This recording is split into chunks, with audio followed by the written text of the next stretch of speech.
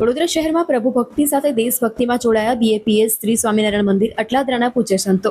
આજરોજ ભારત દેશના 80મા સ્વતંત્રતા દિવસ નિમિત્તે બીએપીએસ શ્રી સ્વામિનારાયણ મંદિર ખાતે સવારે શણગાર આરતી બાદ તુરંત મંદિરના પૂજ્ય સંતો મંદિર પટાંગણમાં એકત્રિત થયા હતા.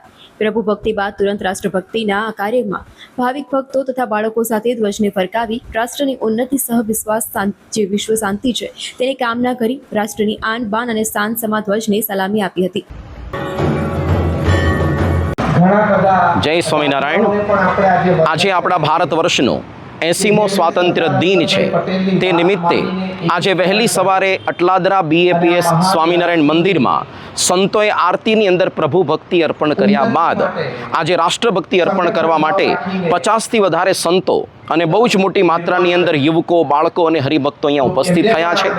ન કેવળ બીએપીએસ સ્વામિનારાયણ મંદિર અટલાદરામાં, પરંતુ બીએપીએસના 1600થી વધારે કેન્દ્રોમાં આજે આવી જ રીતે રાષ્ટ્રભક્તિ અર્પણ કરવા માટે ધ્વજવંદનનો કાર્યક્રમ સંપન્ન થયો છે. પરમ પૂજ્ય મહંત સ્વામી મહારાજની હાજરીમાં અમદાવાદમાં પણ આવો સુંદર કાર્યક્રમ થયો.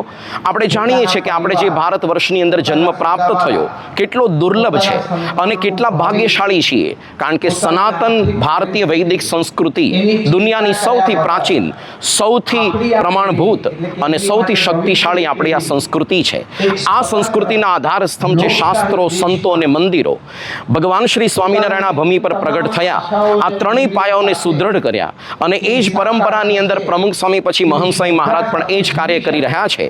અને આજથી 20 દિવસ પછી એટલે કે 6ઠી સપ્ટેમ્બરે યુરોપની અંદર ફ્રાન્સ દેશના પેરિસ નગરમાં ભવ્ય શિલ્પકળાયુક્ત અને સંપૂર્ણ પૂર્ણ આકારનું એક શિખરબદ્ધ મંદિર, સૌ પ્રથમ પૂર્ણ આકારનું હિન્દુ મંદિર એનો પ્રતિષ્ઠા થવાનો છે.